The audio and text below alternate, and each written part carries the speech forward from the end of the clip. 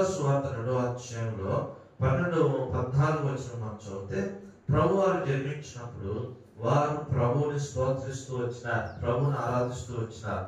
సర్వోన్నతమైన స్థలములలో దేవుని మహిమ, ఆయనకిష్టులైన మనుషులకు భూమి మీద సమాధానము కలుగును గాక. సర్వోన్నతమైన స్థలములలో యెషయా గ్రంథం 57వ అధ్యాయం 15వ వచనంలో ఉన్నత పరిశుద్ధమైన స్థలం అని రాయబడింది. ఉన్నతమైనటువంటి పరిశుద్ధమైనటువంటి స్థలం, సర్వోన్నతమైన స్థలాలలో నివసించేటువంటి పరిశుద్ధునికి ఏం కలగాలంట? మహిమ కలగాలి. సర్వోన్నతమైన పరిశుద్ధ స్థలంలో నుండి దేవుడు మహిమ పరచబడాలి, ఆయన ఆరాధించబడాలి. ఆయన పరిశుద్ధుడైనటువంటి దేవుడు, ఆయన నిత్యము మరి పూజ చేయబడుతూ ఉండాలి, పూజలు అందుకుంటూ ఉండాలి. అందుకనే ప్రయాణ గ్రంథంలో రాయబడింది, ఆయనను దేవదూతలు, కోటానుకోట్ల దేవదూతలు నిత్యము ఆరాధిస్తూ ఉంటారు. ఏమని అంటే, పరిశుద్ధుడు పరిశుద్ధుడు పరిశుద్ధుడు. ఇదే మాట. ఆయన ఎవరై ఉంటున్నాడంట? పరిశుద్ధుడిగా ఉంటారు. అందుకనే పరిశుద్ధుడు పరిశుద్ధుడు పరిశుద్ధుడని మానక రాత్రులు పగలు రాత్రులు మానక వారు ప్రభువుని ఆరాధిస్తూ ఉంటారు. ఈ దినాల్లో మనము కేవలము ఆదివారం మాత్రమే ఆరాధన కలిగి ఉంటారు. అయితే వ్యక్తిగతమైన ఆరాధన మనం చేయవచ్చు. ప్రతి దినము మన వ్యక్తిగతంగా మోకాళ్ళ మీదకి వచ్చినప్పుడు ప్రభువుని ఆరాధించవచ్చు. ప్రభు యొక్క గొప్పతనమును బట్టి, ఆయన ఏమై ఉన్నాడో, ఆయన మన జీవితంలో ఏ మేలులు చేశాడో దానిని బట్టి ప్రభువుని మనము ప్రతి దినము వ్యక్తిగతంగా ప్రభువుని ఆరాధించవచ్చు. ఇలా ప్రతి ఆదివారము సమాజంగా కూడి ప్రభువుని ఆరాధిస్తాం. సమాజంగా అనేక మంది ప్రజల మధ్యలో దేవుడు తన స్వరక్తం ఇచ్చి కొనినటువంటి ప్రజల మధ్యలో చేరి మన స్వరంతో, మన హృదయపూర్వకంగా ప్రభువుని ఆరాధించే వారంగా ఉంటాం. ఈ సర్వోన్నతమైన స్థలాలలో ఈ దేవునికి ఏం కలగాలంట? మహిమ కలుగుతుంది. ఆయనకి ఇష్టమైనటువంటి ప్రజలకు భూమి మీద సమాధానము కలుగునుగా. కానీ వారు ప్రభువుని ఆరాధిస్తూ ఉన్నారు. ఎందుకంటే దేవుడు మరి లోకంలో ఉన్న మనుషులను దర్శిస్తూ వచ్చినాడు. అరుణోదయ దర్శనాన్ని ఇస్తూ వచ్చినాడు. మరణ ఛాయలోను చీకటిలోను పాపం యొక్క పడగ నీడలో కూర్చున్నటువంటి ప్రజలను దేవుడు తానే దర్శిస్తూ వచ్చినాడు. మనుషుడెవడు కూడా దేవుడిని దర్శించడానికి, దేవుడిని వెదకడానికి మనుషుడెవడు పూనుకోలేదు. మనుషుడెవడు కూడా తనను తాను పురుకొల్పుకోలేదు. కానీ దేవుడే తాను పరలోకం నుంచి దిగి వచ్చి మనుషులను దర్శిస్తూ వచ్చినాడు. ఆ కారణమును బట్టి, ఆయన దర్శించిన కారణమును బట్టి, ఆయన భూమి మీదకి వచ్చినటువంటి కారణమును బట్టి వారు ప్రభువుకి స్తోత్రము చేయించు ఉన్నారు. మనం కూడా ఉదయకాలం ప్రభువుని ఆరాధించేటువంటి వారంగా ఉన్నాం. ఉదయకాలం ప్రభువుని మనం కూడా గణపరిచే వారంగా ఉండాలి. ప్రభువా, నా జీవితంలో నీవు ఏమిచ్చావు? సమాధానమును ఇచ్చావు. శాంతి, సమాధానం నా జీవితానికి మీరు అనుగ్రహిస్తూ వచ్చినారు. అందుకొరకే నేను నిన్ను స్తుతిస్తా ఉన్నా, అందుకొరకే నేను నిన్ను ఆరాధిస్తూ ఉన్నాను. ఇది మొదటి మాటగా మనము చూడవచ్చు. సర్వోన్నతమైన స్థలాలలో దేవునికి మహిమ కలుగుతుంది. ఆయనకు ఇష్టమైనటువంటి ప్రజలకు భూమి మీద ఏముందంట? సమాధానము కలుగుతారు. ఇంకో మాట కూడా మనం చూస్తాం రండి. రోమీయులకు రాసిన పత్రం 1వ అధ్యాయంలో 25వ వచనంలో ఇక్కడ రాయబడింది, దేవుడు సత్యమును అసత్యమును మార్చి సృష్టికర్త ప్రతిగా సృష్టిని పూజించి సేవించి యుగ యుగముల వరకు ఆయన స్తోత్రార్హుడై ఉన్నాడు. ఎప్పటి వరకు ఆయనకి స్తోత్రం చెల్లించాలి? ఎప్పటి వరకు ప్రభువుని ఆరాధించాలి అంటే యుగములలో తరతరములలో ఆయనే స్తోత్రార్హుడు. కారణం ఏంటంటే మనము సృష్టికర్తను విడిచిపెట్టాము. ఒకనొక దినాల్లో సృష్టికర్తను విడిచిపెట్టాము. ఆయన ద్వారా సృజించబడినటువంటి వస్తువులను ఆరాధించడం ప్రారంభించాం. ఆయన ద్వారా సృజించిన వస్తువులు, ఉదాహరణ చూడండి, ప్రకృతిని ఆరాధిస్తా ఉన్నాం, చెట్లు ఆరాధిస్తా ఉన్నాం, పుట్టలను ఆరాధిస్తా ఉన్నాం, పాములను ఆరాధిస్తా ఉన్నాం, 4 కాళ్ళు కలిగిన జంతువులను ఆరాధిస్తా ఉన్నాం, రెక్కలు కలిగిన పక్షులను ఆరాధిస్తా ఉన్నాం, సూర్యుడిని, చంద్రుడిని అయితే వీటన్నిటిని సృజించిన దేవుడిని మాత్రము ఆరాధించట్లేదు. ఆరాధించట్లేదు. ఆయన నిరంతరము స్తోత్రార్హుడై ఉన్నటువంటి దేవుడు. ఆయన నీనా స్తుతులను మీద ఆశీనుడైనటువంటి దేవుడు. ఇశ్రాయేలు చేసే స్తుతుల మీద ఆయన ఆశీనుడైనటువంటి వాడిగా కనపడతా ఉన్నాడు. ఆయన నిరంతరము స్తోత్రార్హుడు. ఏదో ఒక దినము ఒక గంట ఒక రోజు కాదు, ప్రతి దినము ప్రతి నిమిషము యుగ యుగాలు తరతరాలు ఆయన నిరంతరము స్తోత్రార్హుడుగా మనకి దేవుని యొక్క వాక్యంలో మనము చూడగలుగుతూ ఉన్నాం. అందుకొరకే మనం ప్రభువుని ఆరాధించాలి, ప్రభువుని ఆరాధించాలి. నా జీవితంలో సమాధానం ఇచ్చిన దేవుడు. దగ్గర మా తండ్రి మిమ్మల్ని ఎరుక ముందు నేను సృష్టిని ఆరాధిస్తూ వచ్చాను. సృష్టికర్తకు బదులుగా సృష్టిని ఆరాధించాను. నా కంటికి కనబడుతున్న వాటిని ఆరాధిస్తూ వచ్చాను. వాటిలోనే నేను దేవుని చూడాలని ఎంతగానో ప్రయాసపడుతూ వచ్చాను. సృష్టిని ఆరాధించడమే కాదు, ఇంకో పని కూడా చేస్తూ వచ్చిన. ఇంకో పని ఏంటంట, మనుషుని యొక్క చేతితో తయారు చేయబడినటువంటి ఆ వస్తువులకి, మనిషి తయారు చేసినటువంటి ప్రతిమలకి, బొమ్మలకి వాటిని ఏం చేస్తా వచ్చినాము, వాటినే దేవుళ్ళు అనుకొని చెప్పి మనమే తయారు చేసుకున్నాం కదా. ఒక నాకు ముందు గాని నా తర్వాత గాని వేరొక దేవుడు లేనే లేడు. ఆకాశం క్రింద గాని భూమి మీద గాని భూమి క్రింద నీళ్ళ కానీ మరి ఏ దేవుడును లేడు. ఆకాశము పరలోకము, పరలోకము మనం ఉండేది భూలోకము. భూమి కింద ఏముంది, పాతాళ లోకం ఉంది. పాతాళ నరకం, నరకం ఉంది. మన క్రింద మన కాళ్ళ క్రింద అడుగున నరకం ఉంది. ఇక్కడ నేను పైన ఉన్నటువంటి ఆకాశం ఉంది, మధ్యలో ఉన్నాం మనం. పైన ఆకాశంలో పరలోకంలో దేవుడు ఉన్నాడు, మనం భూమి మీద మధ్యలో ఉన్నాం. మన కింద పాతాళం ఉంది. పైన ఉన్న పరలోకంలో గాని క్రింద ఉన్న మనం నివసించే భూమి మీద గాని మన కాళ్ళ కింద ఉన్న పాతాళంలో గాని వేరొక దేవుడు లేనే లేడు. ఉన్నది ఒక్కటే దేవుడు, ఆయన ఏకైక దేవుడు. ఆయన అద్వితీయుడైనటువంటి సత్యదేవుడు, అద్వితీయ సత్యదేవుడైనటువంటి యేసుక్రీస్తు ఆయన అన్నాడు, నేను తప్ప వేరొక దేవుడు లేనే లేడు. నేను తప్ప వేరే దేవుడు లేడు. మీరు ఏ విగ్రహమును చేసుకోకూడదు, దానికి మీరు పూజింపకూడదు, దాని ఎదుట మీరు సాగిలపడకూడదు, దాని ఎదుట మీరు సాగిలపడకూడదు. కానీ మేము ఉదయకాలము ప్రభువుని ఆరాధిస్తాము. సర్వోన్నతమైనటువంటి స్థలములలో, సర్వోన్నతమైనటువంటి స్థలాలు. ఇందులో ఇంకో మాట కూడా నేను మీకు జ్ఞాపకం చేస్తాను. సర్వోన్నతమైనటువంటి స్థలాలు దేవునికి మహిమ. అంతేకాదు ఈయన సర్వములు అన్నిటిలో ఆది సంభూతుడు, అన్ని నామముల కంటే పరిణామం కలిగిన వాడు, పరిణామం కలిగిన వాడు. అందుకనే ప్రభువుని ఆరాధించాలి. ప్రతివాని నాలుక యేసు ప్రభువే దేవుడని ఒప్పుకుంటా ఉంది. ప్రతివాని మోకాలు ఆయన సన్నిధిలో మోకరిస్తా ఉంది, మోకరిస్తా ఉంది. అందుకే ఉదయకాలం ప్రభువును మనము ఆరాధించే ప్రజలంగా, ప్రభువుని కనపరిచే ప్రజలంగా ఉంటాము. రెండవ మాటను నేను మీకు జ్ఞాపకం చేస్తాను. రోమిలకు రాసిన పత్రికలో 6వ అధ్యాయం 18వ వచనం. రోమిలకు రాసిన పత్రిక 6వ అధ్యాయము 18వ వచనాన్ని మనం చూద్దాము. నీతికి దాసులైతిరి, పాపం నుండి విమోచింపబడి నీతికి దాసులైతిరి కనుక ఇందుకు దేవునికి స్తోత్రము.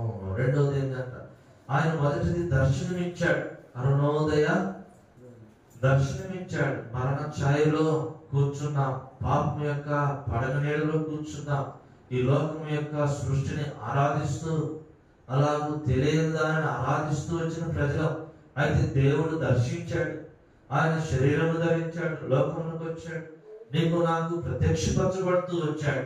నేను ఆ జీవితంలో సమాధానాన్ని నింపుతూ వచ్చినాడు. యోహాను సువార్త 14వ అధ్యాయంలో రాయబడినట్లు ఆయన శాంతిని, ఆయన సమాధానం మనకు అనుగ్రహిస్తూ వచ్చినాడు. రెండవదిగా అలాంటి దేవుడు ఏం చేశాడంటే పాపము నుండి మనలను విమోచించాడు. పాపము నుండి, పాపం అంటే మనం వెలుగుతాం, ఆజ్ఞను అతిక్రమించుటే పాపం. రెండో మాట ఉంది సకల దుర్నీతి పాపం. మూడో మాట ఏంటంటే విశ్వాసం కానిదేదో అది పాపం. దేవుని యందు విశ్వాసం ఉంచుకోవటమే. విశ్వాసం ఉంచుకుంటే దేని బట్టి దాని యందు విశ్వాసం ఉంచడం కాదు, దేని బట్టి దాన్ని నమ్మటం కాదు, దేవుని బట్టి దాన్ని ఆరాధించడం కాదు, దేవుని బట్టి దాన్ని మొక్కటం కాదు, కానీ సజీవుడైన దేవుని యందు విశ్వాసం ఉంచకపోవటమే పాపము.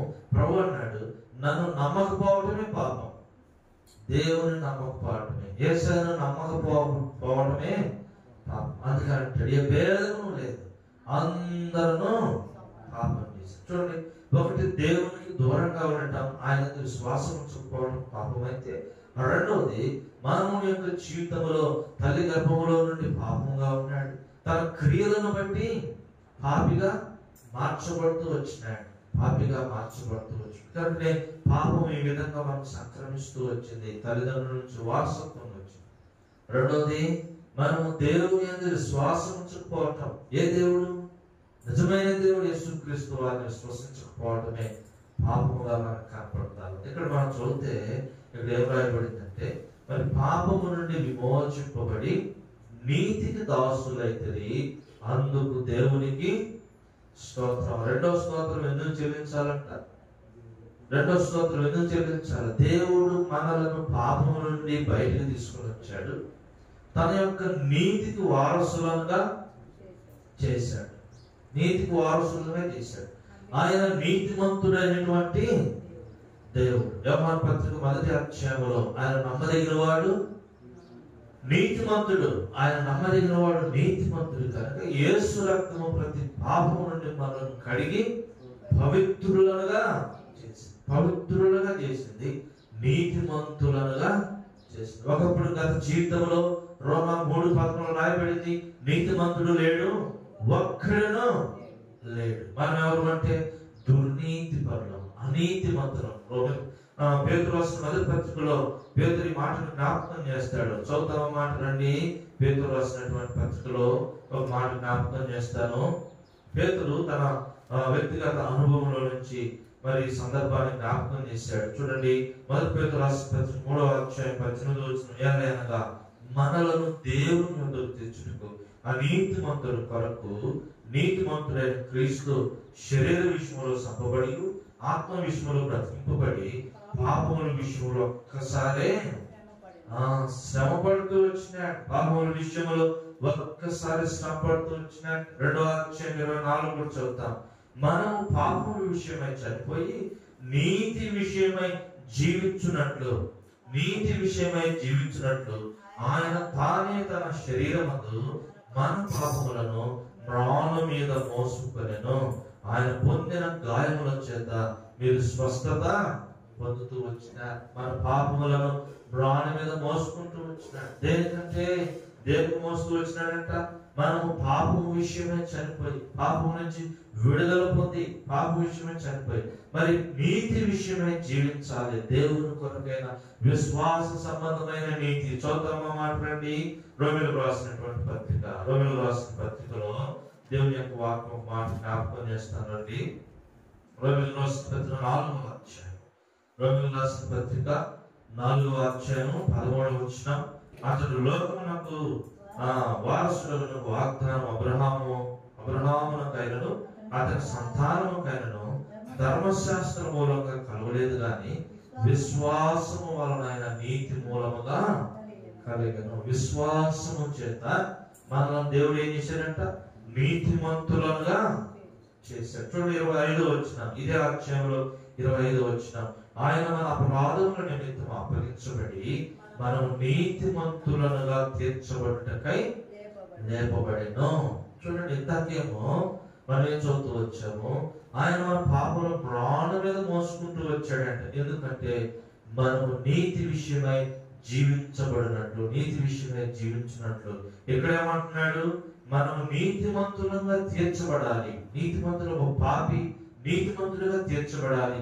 అందుకొరకై ఆయన అప్పగించబడుతూ వచ్చినాడు. నేను ఆ పాపముల కొరకై ఆయన అప్పగించబడుతూ వచ్చినాడు. అందుకొరకై చూడండి 5వ అధ్యాయము 1వ వచనం, కాబట్టి విశ్వాసం మూలంగా మనం నీతిమంతులుగా తీర్చబడి యేసుక్రీస్తు ద్వారా దేవునితో సమాధానము కలిగి ఉంది. మరియు ఆయన ద్వారా మనం విశ్వాసములో ఈ కృపయకు ప్రవేశం గలవారమై అందులో నిలిచి ఉండి, విశ్వాసం ద్వారా దేవుడు మనల్ని నీతిమంతులుగా చేశాడు. ఈ నీతి యొక్క అంతిమ ఫలం ఏంటి? మనం విమోచించబడడం ద్వారా మన అవయవములు పాపం నుంచి విమోచించబడ్డాయి. మనము దేవుడు నీతిమంతులుగా చేశాడు, దాస్యత్వం నుంచి విమోచించాడు. గలతీ 5:1 ప్రకారం అంటాడు, ఈ స్వాతంత్రం అనుగ్రహించి దేవుడు మనలను స్వతంత్రులుగా చేశాడు. ఈ స్వాతంత్రం క్రీస్తు అనుగ్రహించేటువంటి స్వాతంత్రం. ఈ యొక్క పాపం యొక్క దాస్యములో నుంచి, లోకం యొక్క ఐగుప్తు యొక్క దాస్యములో నుంచి దేవుడు మనల్ని బయటికి తీసుకుని వచ్చాడు. మొన్న దినాన్ని కూడా ఏం జరుపుతూ వచ్చాము? స్వతంత్ర దినోత్సవము. స్వతంత్ర దినోత్సవం పూర్వకాలంలో అనగా మన తరంలోనే, మీ తరాల్లోనే జరుగుతూ వచ్చుంటాయి. ఆ వయసులో మీరు కూడా ఉండుంటారు అప్పుడు స్వతంత్రం వచ్చిన దినాల్లో. కానీ అప్పుడు బానిసత్వం కింద ఉంటూ వచ్చినాం, ఇతరుల యొక్క ఆధిపత్యం కింద, అధికారం కింద ఉంటూ వచ్చినాం. దాని కొరకే మనం పోరాడుతూ వచ్చినాం. స్వతంత్రం కావాలి నాకు, నేను స్వేచ్ఛగా ఉండాలి, నాకు విడుదల కావాలి, నేను ఎవరి అధికారం కింద ఉండకూడదు, ఎవరి ఆధిపత్యం కింద ఉండకూడదు, నా అంతటా నేనే ఉండాలని చెప్పి దాని కొరకే పోరాడుతూ వచ్చిన సందర్భంలో మరి మనకు స్వతంత్రం ఇవ్వబడుతూ వచ్చింది. అయితే అది పోరాటం వలన కలిగిన స్వతంత్రము. అయితే దేవుడు మనకు ఉచితంగా ఇచ్చాడు. ప్రభువైన యేసుక్రీస్తు మన పక్షమున తానే పోరాడాడు సైతానుతో. ఆయన సైతానుతో తానే పోరాడి మనలకు విడుదల, విమోచన, స్వతంత్రం అనుగ్రహిస్తూ వచ్చినాడు. చూద్దాం, ప్రకటన 1:6 రాయబడింది, మనలను ప్రేమించు. దేవుడు ఏం చేశాడంట? మనలను ప్రేమించాడు. ఎలాంటి ప్రేమ? ఒక్క మాట, శాశ్వతమైనటువంటి ప్రేమ. మనలను ప్రేమించు, తన రక్తము వలన మన పాపముల నుండి మనలను విడిపించిన వానికి మహిమయు ప్రభావమును యుగ యుగములు కలుగునుగాక. ఇది ఆరాధన అంటే, ప్రభువా నా పాపము నుండి మరియు నా పాపముల నుండి. పాపము అంటే ఒకటి కదా, పాపములు అంటే ఒకటి కంటే ఎక్కువ, ఒకటి కంటే ఎక్కువ అంటే ఒక తప్పు కాదు, అనేకమైన తప్పులు ఉన్నాయి. ప్రభువా నా పాపము నుండే కాదు, నా పాపములన్నిటిలో నుండి మీరు నన్ను విడిపించినారు, మీ రక్తంతో నన్ను కడిగా పవిత్రపరిచారు, అందుకొరకే నీకు వందనాలు అని చెప్పి ప్రభువుని ఆరాధించే వారంగా ఉన్నారు. ఇది క్లుప్తంగా ఆ రెండో మాట. విమోచనలో 7 భాగాలు ఉన్నాయి, అవన్నీ నేను మీకు జ్ఞాపకం చేయట్లేదు. కానీ మొట్టమొదటి పాపం నుంచి విమోచించబడ్డాము, నీతికి దాసులంగా చేయబడ్డాము, విశ్వాసంలో తీసుకురాబడుతూ వచ్చాం, తన రక్తంతో పవిత్రపరచబడ్డాము, తన యొక్క నీతిని బట్టి ఆయన విశ్వాసం ఉంచబడడం చేత మనలను కూడా దేవుడు నీతిమంతులుగా చేశాడు. ఈ దినాల్లో నీతి కొరకై జీవించే ప్రజలనుగా దేవుడు మనల్ని ఉంచుతూ వచ్చినాడు. అదే పౌలు అపోస్తలుడు ఎఫెసీయులకు రాస్తాడు, మీరు పాపముల చేత అపరాధముల చేత చచ్చిన వారమైనప్పుడు ఆయన ఏం చేశాడంటే తిరిగి మనలను బ్రతికించాడు. నీతి కొరకై జీవించుకోరు, ఆయన కొరకై జీవించడానికి దేవుడు మనల్ని బ్రతికిస్తూ వచ్చినాడు. అందుకొరకై మనం ప్రభువుని ఆరాధిస్తాం. ఇది రెండో మాటగా మనం చూస్తాము. మూడో మాటగా మనం జ్ఞాపకం చేసుకుంటున్నప్పుడు కొరింథీయులకు రాసినటువంటి పత్రికలో 1 కొరింథీ 15వ అధ్యాయము, కొరింథీయులకు రాసిన మొదటి పత్రిక, కొరింథీయులకు రాసిన మొదటి పత్రిక 15వ అధ్యాయము 57వ వచనం, 15వ అధ్యాయం 57వ వచనం, ఆయనను మన ప్రభువైన యేసుక్రీస్తు మూలముగా మనకు జయము అనుగ్రహించున్న దేవునికి స్తోత్రము. ఈ దినము నేను స్తోత్రము అనే మాట మీద మీకు వర్తమానం ఇస్తా ఉన్నా. స్తోత్రం అనే మాట బైబిల్లో చాలా సందర్భాలు 56, 57 సందర్భాలు రాయబడ్డాయి. అవన్నీ చూడలేదు కనుక కొన్ని విషయాలు మాత్రమే మీకు జ్ఞాపకం చేస్తా ఉన్నా. మూడవ స్తోత్రం. మూడవది, ఎందుకు వారు ప్రభువును స్తోత్రిస్తా ఉన్నారు, ఎందుకు ప్రభువును ఆరాధిస్తున్నారంటే, దేవుడు మొట్టమొదటిగా మాకు దర్శనాన్ని ఇచ్చాడు. అరుణోదయ దర్శనం ఇచ్చాడు. అరుణోదయ దర్శనం ఇచ్చాడు. చీకట్లో ఉన్నాం, మరణ ఛాయ కింద ఉన్నాం, పాపం యొక్క నీడ కింద ఉంటా ఉన్నాం, సమాధానం లేనటువంటి స్థితిలో ఉంటున్నాం. దేవుడు మనం దర్శించాడు. ఉన్నతమైన దేవుడు, మరి సర్వోన్నతమైన స్థలాలలో ఉండేటువంటి దేవుడు, పరిశుద్ధులని ఆరాధించబడుతున్నటువంటి ఆ దేవుడు నన్ను దర్శించాడు, తన కృప నాకు ఇస్తా వచ్చినాడు. అందుకొరకే నేను ప్రభువుని ఆరాధిస్తా ఉన్నాను, ప్రభువుని స్తోత్రిస్తా ఉన్నాను. సర్వోన్నతమైన స్థలాల్లో దేవునికి మహిమాని, ఆయన దుష్టులైన ప్రజలకు భూమి మీద సమాధానము కలుగునుగా కానీ వారు ప్రభువుని స్తోత్రం చెల్లిస్తూ వచ్చినారు. రెండవది, పాపము నుండి ఈ దర్శించిన దేవుడు తన ప్రజలను వారి పాపము నుండి తానే విడిపిస్తా వచ్చినాడు. విడిపించే పని వేరెవరికి అప్పచెప్పలేదు. మన పాపములను మోసేటువంటి పని మరొకరికి అప్పగించలేదు. తానే తన భుజముల మీద మన పాప భారమును మోస్తూ వచ్చినాడు. యోహాను సువార్త మత్తయి 28:8 రాయబడింది, లోక పాపములను మోసుకొని పోవు దేవుని గొర్రెపిల్ల. ఆయనే మోసాడు, వేరే వాళ్ళకి అప్పచెప్పలేదు.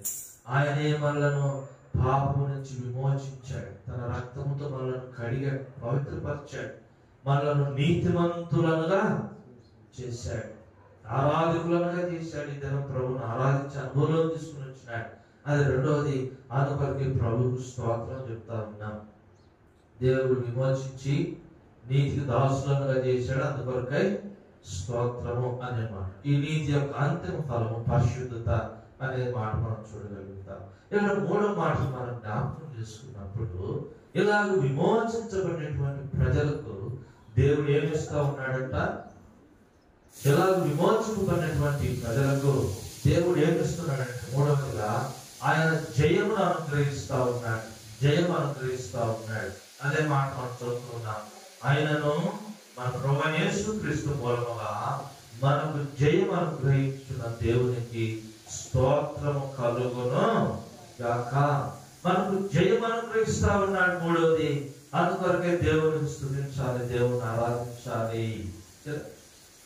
ఆరాధిస్తా ఉన్నాను. ఆయనను మనం ప్రభువైన యేసుక్రీస్తు మూలముగా మనకు జయము. దేనిపైన జయము? పాపము పైన జయము. రెండవది, సైతాను పైన జయం. ఆయన సాతాను తలను ఏం చేశాడంట? చితగొట్టాడు. రోమిలకు రాస్తూ పౌలు అపోస్తలుడు అంటాడు, సాతాను తలను ఏం చేశాడంటే ఆయన చితుకు దొక్కాడంట. చదువుతామా? 16వ అధ్యాయం రోమిలకు రాసిన పత్రిక 20వ వచనం, 16-20. సమాధానకర్త దేవుడు సాతానుడు మీ కాళ్ళ క్రింద శీఘ్రముగా చితుక త్రుక్కును, మన ప్రభువైన యేసుక్రీస్తు కృప మీకు తోడై ఉండును గాక. రెండవది, సైతాను పైన విజయాన్ని అనుగ్రహిస్తా వచ్చినాడు. సాతాను యొక్క తలను ఏం చేశాడంట? చితుకుతూ వచ్చినాడంట. రెండవది. మూడవది చూద్దాం. 2 కొరింథీయులకు రాసిన మొదటి పత్రిక 15వ అధ్యాయము మరి 54-55 వచనాలు మనం చూస్తే, విజయమందు మరణము మృంగి వేయబడిన రాయబడింది. ఓ మరణమా నీ విజయం ఎక్కడ? ఓ మరణమా నీ ముళ్ళు ఎక్కడ? చూడండి, మరణమును మృంగి వేశాడు. మరణం ఎన్నటికి ఉండకుండా ఆయన ఏం చేశాడంటే మరణమును మృంగివేస్తూ వచ్చినాడు. మొట్టమొదటిది, దేనిపైన విజయం అంట? దేవుడు మనకి పాపము పైన విజయము. రెండవది ఏంటంట? సాతాను పైన విజయం. పత్రికలో రాస్తారు, చిన్నపిల్లలారా, ఇదిగో లోకంలో ఉన్నవాడు కంటే మీలో ఉన్నవాడు గొప్పవాడు, నేను వాడిని జయించాను కాబట్టి మీరు కూడా సైతాన్ని జయిస్తా ఉన్నారు. మూడవది ఏంటంట? పాపము మరణపు ముళ్ళు, పాపం పైన విజయాన్ని ఇస్తా వచ్చారు. మాట చూస్తారండి. హోషేయ గ్రంథం 13వ అధ్యాయం 14వ వచనం. హోషేయ గ్రంథము 13వ అధ్యాయము 14వ వచనం చదవండి. హోషేయ 13:14 అక్కడ మనం చదువుతూ వస్తే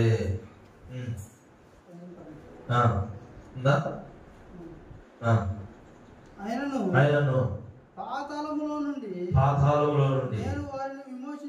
నేను వారిని విమోచింతును, మృత్యువు నుండి వారిని రక్షింతును.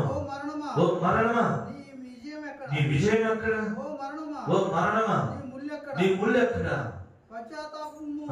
ఓ మరణమా నీ విజయం ఎక్కడ? ఓ మరణమా నీ ముళ్ళు ఎక్కడ? నేను వారిని విమోచించాను, నేను తన ప్రజలను పాతాళం నుంచి బయటికి తీసుకుని వచ్చాడు. మరణము పైన విజయము, ఈ దినాల్లో మరణము పైన విజయాన్ని పొందుతూ వచ్చాం.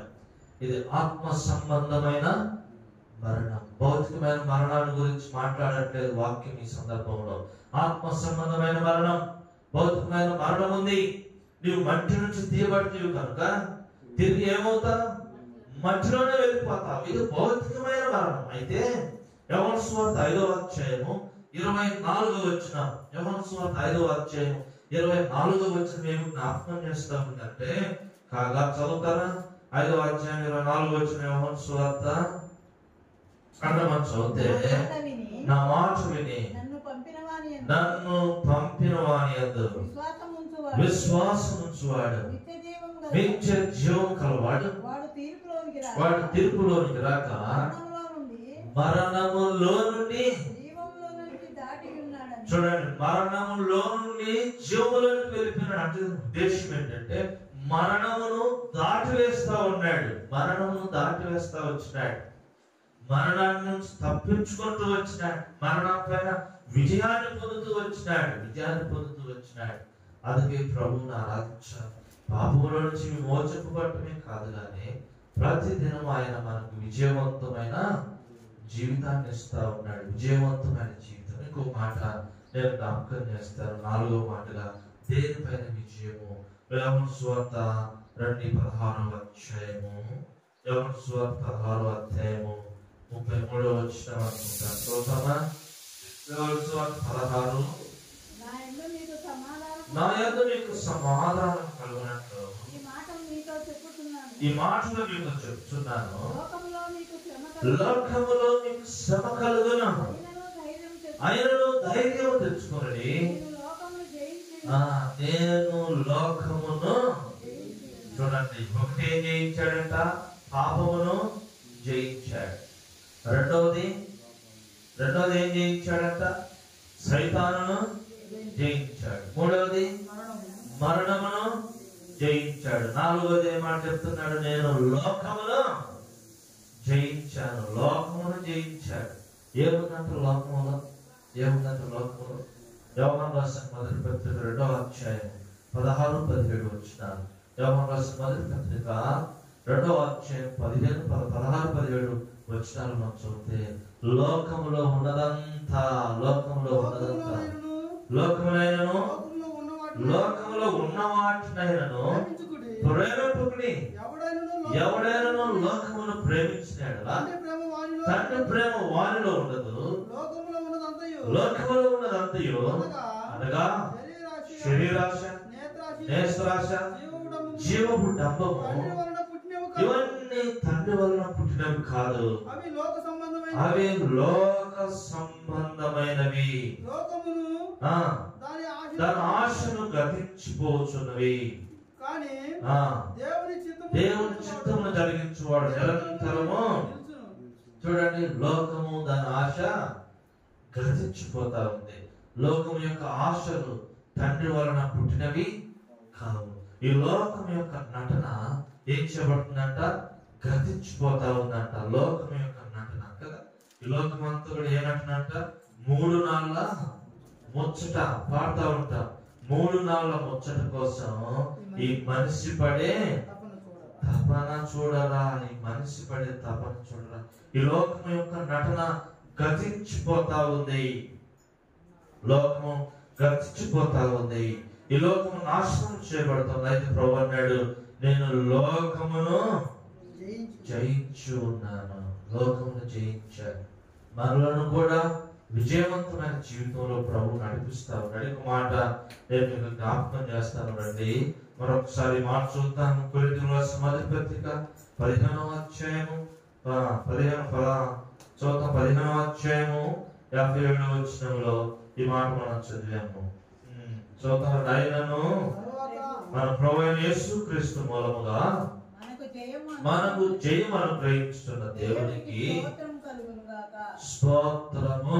చూడండి, అన్ని విషయాల్లో మనకు జయమిచ్చాడు. అంతేకాదంట, రోమీయులకు రాసిన పత్రిక 8వ అధ్యాయము 37వ వచనం. రోమీయులకు రాసిన పత్రిక 8వ అధ్యాయము 37వ వచనంలో ఈ మాట రాయబడింది, ఆయనను మనలను ప్రేమించిన వాని ద్వారా మనం వీటన్నిటిలో అత్యధికమైన విజయము పొందుచు ఉన్నాము. విజయము, ఇంకో మాట అత్యధికమైన విజయం. విజయం ఉంది, అత్యధికమైన విజయం అంటే అడుగు వాటిని అన్నిటికంటే, ఊహించు వాటి అన్నిటికంటే అత్యధికమైనటువంటి విజయాన్ని దేవుడు మనకు అనుగ్రహిస్తూ వచ్చినాడు. విజయాన్ని దేవుడు మనకు అనుగ్రహిస్తూ వచ్చినాడు. అందుకొరకే మనం ఏం చేయాలంట? ప్రభుని ఆరాధించే ప్రజలుగా ఉండాలి, ప్రభుని కనపరిచే ప్రజలంగా ఉండాలి, ప్రభుని మనం కొనియాడేటువంటి ప్రజలంగా ఉండాలి. అంతేకాదు ఇంకేమన్నాడంటే ఇంకో సందర్భంలో అంటున్నాడు ఆయన, ఇదిగో విజయోత్సాహంతో మమ్మలను ఊరేగించుతూ ఉన్నాడు. విజయోత్సాహంతో ఊరేగించున్న దేవునికి స్తోత్రము. విజయం ఇచ్చాడు, జయం ఇచ్చాడు, అత్యధికమైన విజయాన్ని ఇచ్చాడు. మూడోది ఏంటంట? విజయోత్సాహంతో, విజయ గర్వంతో ఏం చేస్తున్నాడంట? ఊరేగింపు చేస్తా ఉన్నాడంట. ఊరేగింపు చేస్తా ఉన్నాడు. అందుకే ప్రభుని ఆరాధించాడు. అందుకే ఇది మూడవ సందర్భం. మనం స్తోత్రము చేయడం గల కారణము ఇది మూడవది. మొట్టమొదటిది దర్శనమిచ్చాడు, రెండవది పాపం నుంచి విమోచించాడు, మూడవది విమోచించిన ప్రజలంగా ఈ దినాల్లో విజయవంతమైన జీవితాన్ని ప్రభు మనకిస్తూ ఉన్నాడు. జయము విజయము, జయము విజయము. హోసన్నా జయము, దావీదు కుమారునికి జయం. వారు ఆరాధిస్తూ వచ్చినారు, స్తోత్రం చెప్తా వచ్చినారు. ఏ సందర్భంలో చెప్పండి? ఏ సందర్భంలో? పుట్టినప్పుడా? సర్వోన్నతమైన స్థలాల్లో సమాధానం అన్నాడు. మరి ఇప్పుడు ఆయన గాడిద పిల్ల మీద ఎక్కి వచ్చుతూ ఉన్నటువంటి సందర్భం చూద్దాం. మాటలన్నీ మ్యాథ్యూస్ మత్తయి సువార్తలోకి వెళ్దాం. మత్తయి సువార్తలోకి వెళ్తే అక్కడ దేవుని యొక్క వాక్యంలో ఈ మాట మీకు జ్ఞాపకం చేస్తారు. మత్తయి సువార్త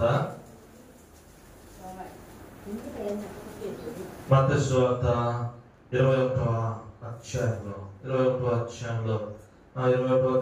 వచ్చిన దావీదు కుమారునికి జయము, ప్రభు పేరు వచ్చుచున్నవాడు స్తుతింపబడుగాక, సర్వోన్నతమైన స్థలములలో జయము.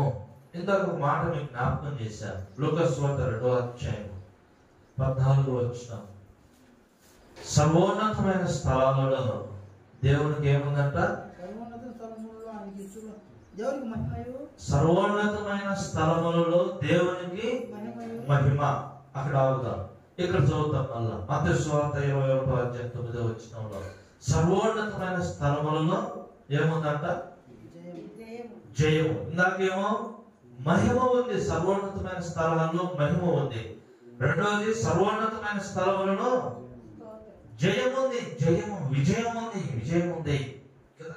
మూడవ మాట జ్ఞాపకం చేశారా? యెషయా 57వ అధ్యాయం 15వ వచనంలో ఉన్నత పరిశుద్ధ స్థలాలలో నివసించేవాడు కదా. ఉన్నతమైన పరిశుద్ధ స్థలాలలో నివసించే దేవుడు ఎవరంటేనా? మహాగణుడు, మహోన్నతుడు, పరిశుద్ధుడైన వాడు.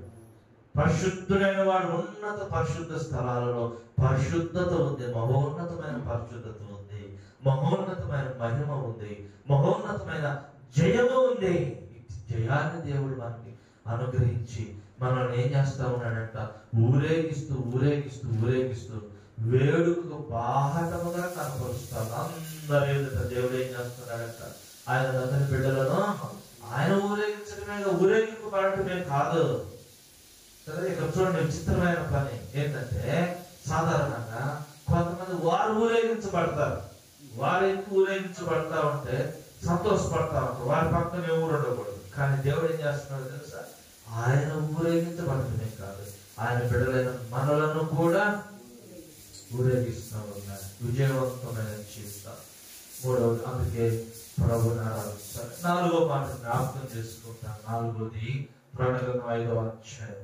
ప్రకటన గ్రంథం 5వ అధ్యాయంలోకి వెళ్దాం రండి. ప్రకటన గ్రంథం 5వ అధ్యాయంలో, ప్రకటన గ్రంథం 5వ అధ్యాయము 5వ అధ్యాయము 12వ వచనం. 12వ వచనం, వారు వధింపబడిన గొర్రెపిల్లయు, గొర్రెపిల్ల శక్తియు, ఐశ్వర్యమును, జ్ఞానమును బలమును ఘనతను మహిమయు స్తోత్రము. ఇది మన సందర్భం. స్తోత్రము పొంద అర్హుడని గొప్ప స్వరముతో మనలా వినపడి అనుకునేటువంటి స్వరం అంటారు. పక్కన వాళ్ళకి కూడా వినపడదు. అసలు ఆరాధించమంటే నోరు కూడా తెరవరు. కొన్నిసార్లు మోగపోయింది, నోరు మోగపోయింది. సైతాన్ని అంకాలు గట్టి పట్టుకుంటాడు. ఇంకంటే నోట్లో నుంచి ఏం రాదు, మాట రాదు.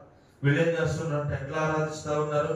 గొప్ప స్వరముతో, గొప్ప స్వరముతో ఏం చేస్తున్నారంటే వారు ప్రభువుని ఆరాధిస్తా ఉన్నారు. ప్రభువుని ఆరాధిస్తా ఉన్నారు. ఉదయకాలం మనం కూడా ప్రభువుని ఆరాధించాలి. నా కొరకే వధించమన్న దేవా, నీవే శక్తి, ఐశ్వర్యము, జ్ఞానము, బలము, ఘనత పొందడానికి అర్హుడము నీవే. ఇంకో మాట కూడా చూద్దాం. 13వ వచనం మధ్య భాగంలో నుంచి సింహాసనాసనుడై ఉన్న వారికి గొర్రెపిల్లకును స్తోత్రమును ఘనతయు మహిమయు ప్రభావమును యుగ యుగములు కలుగునుగాక. ఎందుకు యుగ యుగాలు స్తోత్రం ఎందుకు చెల్లించాలా? ఎందుకు చెల్లించాలా అంటే దేవుని యొక్క వాక్యం ఎలా రాయబడింది. ఇలా రాయబడి 9-10 వచనాల్లో నీవు యోగ్యుడవు, నీ వధించబడిన వాడవై నీ రక్తం ఇచ్చి ప్రతి వంశములోను ఆయా భాషలు మాట్లాడేవారిలోను ప్రతి ప్రజలోను ప్రతి జనములోను దేవుని కొరకు మనుషులను కొని మా దేవునికి వారిని ఒక రాజ్యముగాను యాజకులను గాను చేసితివి. యాజకులుగా చేశాడంట. రాజులైన యాజక సమూహముగా, రాజులైన యాజక సమూహం. చూడండి 7వ అధ్యాయము 9వ వచనం, 7వ అధ్యాయం 9వ వచనం. అటు తర్వాత నేను చూడగా ఇదిగో ప్రతి జనములో నుండి, ప్రతి వంశములో నుండి, ప్రతి ప్రజలో నుండి, ఆయా భాషలు మాట్లాడే వారిలో నుండి వచ్చి ఎవడును లెక్కింపజాలని గొప్ప సమూహం ఒకటి కనపడతా ఉంది. వారు తెల్లని వస్త్రములు ధరించుకున్న వారై ఖర్జూరపు మట్టలు చేత పట్టుకున్న వారై సింహాసనం మీద గొర్రెపిల్ల నిలువబడి సింహాసనాసీనుడైన మా దేవునికి గొర్రెపిల్లకును మా రక్షణకై స్తోత్రమని ఎలుగెత్తి చెప్తా ఉంటే దేవదూతలందరూ సింహాసనం చుట్టూ పెద్దల చుట్టూ ఉన్న ఆ 4 చెవులు నిలబడి ఉన్నారు. వారు సింహాసనం మీద సాగిలపడి ఆమేన్, యుగ యుగముల వరకు మా దేవునికి స్తోత్రము, మహిమయు, జ్ఞానము, కృతజ్ఞతయు, కృతజ్ఞతాస్తుతియు, ఘనతయు, శక్తియు, బలమును కలుగును గాక అని చెప్పి వారు ప్రభువుని ఆరాధిస్తా ఉన్నారు. ఎందుకు ఆరాధిస్తున్నారు? మాకు ఇచ్చిన రక్షణ కొరకై. ఎబ్రీయులకు రాసిన పత్రిక 5వ అధ్యాయము 10వ వచనం. ఎబ్రీయులకు రాసిన పత్రిక 5వ అధ్యాయము 10వ వచనం మనం చూస్తే అక్కడ ఎలాంటి రక్షణ ఇచ్చాడంట దేవుడు మనకి. చూద్దాం. మెల్కీషెదకు క్రమము చొప్పున చేరి ప్రధాన యాజకుడు దేవుని చేత పిలువబడి తనకు విధేయులైన వారందరికీ ఏ రక్షణ అంట? ఇది నిత్య రక్షణ, నిత్య రక్షణ. ఇది ఎటర్నల్ సాల్వేషన్, నిత్యమైనటువంటి రక్షణ, ఎన్నడూ తీసివేయబడని రక్షణ. ఎబ్రీ 1వ అధ్యాయంలో రాస్తాడు ఇంత గొప్ప రక్షణ ఎలాంటిదంట? The great salvation. గొప్ప రక్షణ ఇస్తా వచ్చినాడు. నిత్యమైన రక్షణ ఇచ్చాడు. నిత్య జీవం, నిత్యమైన రక్షణ. ఈ భాగ్యం ప్రభుత్వం కూడా ఉండేటువంటి భాగ్యం. గొప్ప రక్షణ, ఎవరు కూడా సాధ్యపడినటువంటి రక్షణను ఆయన అనుగ్రహిస్తూ వచ్చినాడు. కీర్తన 43వ అధ్యాయంలో ఒక మాట మనం చూస్తారండి. 43వ అధ్యాయం కీర్తనలో ఒక మాట మనం చూస్తాము. అక్కడ దేవుని యొక్క వాక్యం ఏ విధంగా సెలవిస్తూ వచ్చింది. కీర్తన 43వ అధ్యాయంలో అక్కడ కూడా దేవుడు ఈ విధంగా మాట్లాడుతూ ఉన్నాడు. ఎలాంటి రక్షణ ఇచ్చాడు అనే మాట మనం చూస్తే 43:4 వచనం చదవండి. చదవండి. నేను దేవుని బలిపీఠం వద్దకు నాకు ఆనంద సంతోషం. 44 అధ్యాయం 44:4 చదవండి. దేవా నీవే నా రాజువు, యాకోబునకు పూర్ణమైన రక్షణ, గొప్ప రక్షణ, పూర్ణ రక్షణ, నిత్యమైనటువంటి కంప్లీట్ సాల్వేషన్, సంపూర్ణమైన రక్షణ దేవుడు మనకు అనుగ్రహిస్తూ వచ్చినాడు. అందుకొరకే వారు ప్రభుకు స్తోత్రం చెప్తా ఉన్నారు. రక్షణ పాత్రను చేతపట్టుకొని ప్రభుకి ఏం చేస్తా ఉన్నారంట? స్తోత్రం, స్తోత్రం. ఎంతమంది ఉన్నారు? మనలా కొద్దిమంది కాదు, ఎవడనో లెక్కింపచాలని గొప్ప సమూహం.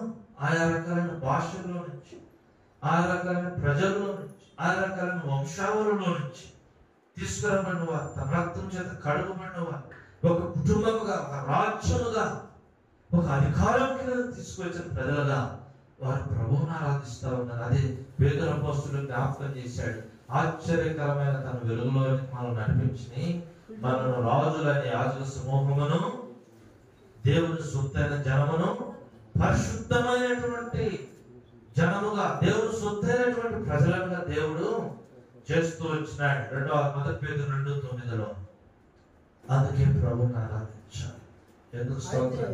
అయితే మీరు చీకటిలో ఆశ్చర్యకరమైన తన వెలుగులో మిమ్మల్ని పిలిచిన వాని గుణాతిశయములను ప్రచురము చేయ నిమిత్తం ఏర్పరచబడిన వంశమును, రాజులైన యాజక సమూహమును, పరిశుద్ధ జనమును, దేవుని సొత్తైనటువంటి ప్రజలు, దేవుని సొత్తైన ప్రజలు, విమోచించబడిన ప్రజలు, విలువ పెట్టి కొనబడిన ప్రజలు. మీరు మీ సొత్తు కాదు, నా సొత్తు. కారణం ఏంటంటే నేను మిమ్మల్ని విలువ పెట్టి కొనుక్కుంటూ వచ్చినాడు. ఈ 4 సందర్భాల్లో జ్ఞాపకం పెట్టుకుని హృదయపూర్వకంగా